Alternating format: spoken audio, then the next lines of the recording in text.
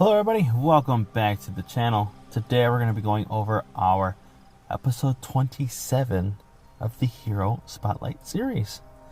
And as you can see here, we have Piers Nivans.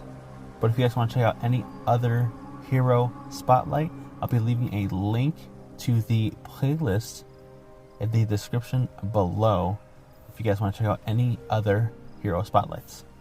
So, with that out of the way, let us begin. So here we have Piers. It's good to see you, Piers. We haven't seen you in a very long time. He is a legendary ranger. So yeah, he is a lot of people's favorites. But let us go into his introduction to see what he's all about. It's hard to find a good stake around here, not like back home. A talented up-and-coming sniper in the North American branch of the BSAA, Bioterrorism Security Assessment Alliance. Due to his positive and earnest nature, Piers is quick to earn the trust of those around him and will always rise up to the occasion in times of peril. Perhaps that is why so many of his comrades believe that Piers will one day lead the BSAA to greatness in the future. Well, sorry to say to anybody, spoilers. He does not make it. Oh, poor Piers. Yeah, I hate that he was only in 6, and that's it. He does not survive past that, unfortunately. It is pretty sad. I did like his character in Resident Evil 6. I think he was pretty cool. He played off of Chris well, but the directors had different plans in mind. But let's go over his skills to see what he's all about in this game. So, he has his exploration skill, anti-material rifle. Nivans switches... Why do they say Nivans? His name is Piers. Nivans is his last name. That's weird. Okay, whatever. Anyway, Piers switches to an anti-material rifle and fires a shot that penetrates all targets in a narrow, straight line, dealing damage equal to 390% of attack and stunning them for 2 seconds. So this right here is like a much better version than what's his name, Murphy's, I think the headshot one ability. Yeah, this is just a much better version of that one, and the attack can go up to 720%. So if you guys can, sometimes, you know, in Tactical Arena you guys can line up a lot of characters together.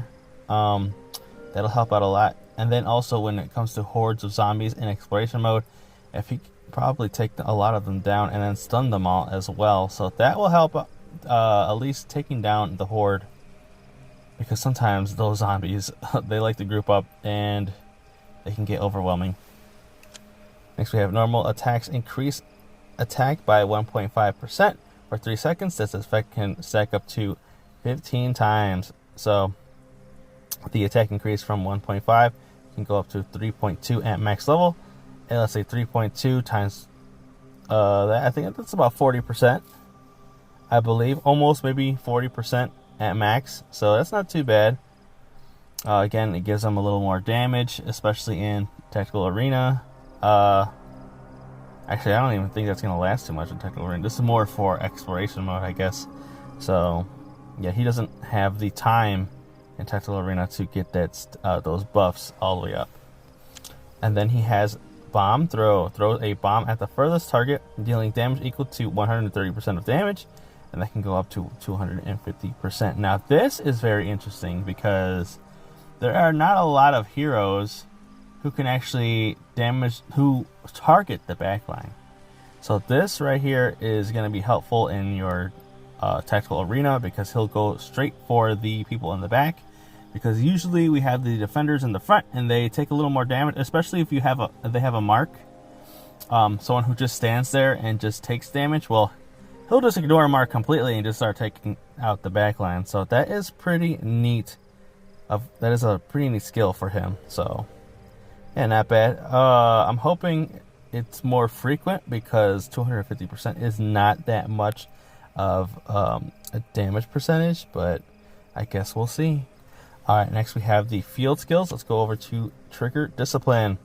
When Piers is in a squad, he has a 40% chance to increase damage dealt by the squad to the enemy by 10%. They can go up to 50%. Again, another one of those RNG. It's a less than half, so it's not that great. I don't think it's that good. Yeah, only 40% chance to only deal 50% more damage. So I don't know if it's completely worth it, but you guys let me know. Extreme long distance shot. If he is in a squad, reduces damage dealt by the enemy to the squad by 4%. It can go up to 20%. So he can reduce the damage that everyone gets on his team by 20%. Again, not too bad. It is a straight stat boost or stat increase, so nothing to complain about there. And then sight in. When he is in a squad, every 3 attacks by the squad increases the attack of the ally rangers by 2% on the next turn. This effect stacked and lasts to the end of the battle. So I think there's only 10 rounds, I believe. So every 3 rounds. So you only get like a small boost. If you have it at max level, it is 10%. So at the end of the battle, you should have it at least 20% increased damage throughout the entire battle. So that could help out a little bit. But I've seen better field skills, honestly. This looking at his field skills is not the best. I don't know, I'm just not that impressed. I'm sorry. But let's go over to his gear. Let's check out his MPAF. Oh, sorry, let's go back in there. Sorry, I meant to press this button. With his gear skills, so he has the BSAA's duty, increases attack by 2.4% for every 1% of HP loss. So that is kind of like Krauser's, where he increases his attack the more HP he has lost. That's a pretty good amount of damage. So let's say at 50%, let's say he's straight up lost half his health at 2.4% for every 1% loss. That is about 120% increased damage. And then you have the bomb that goes straight for the back line. That could probably take them out completely. And then he has covering fire. If he is the garrison leader, increases the penetration of the ally squad by 25% in garrison battles. So again, another great skill.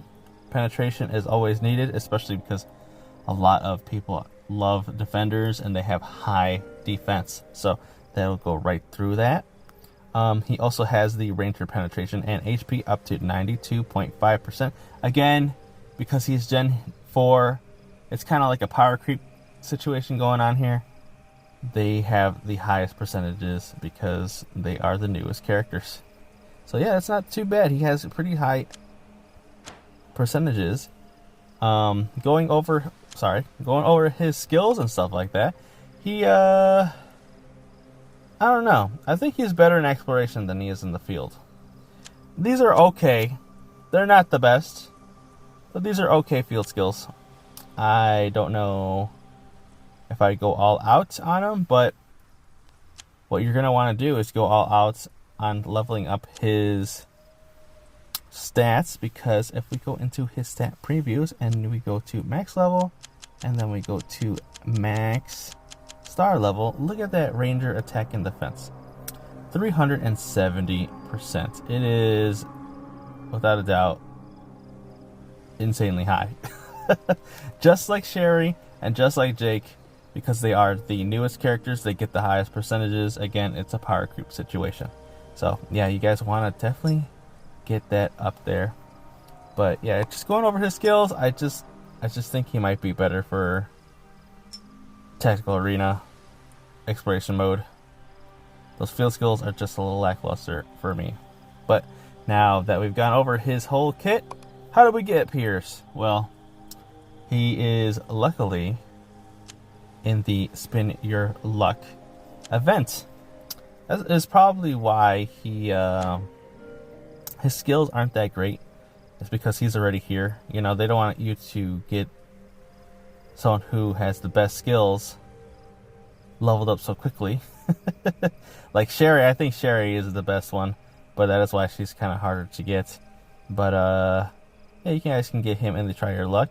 I was able to get 60 pulls and get him to 2.3 stars, so not bad at all. You can also get him obviously with the Exchange Universal Hero Files. Again, you guys can only use these once you unlock him, so after you do, go right ahead and go all out.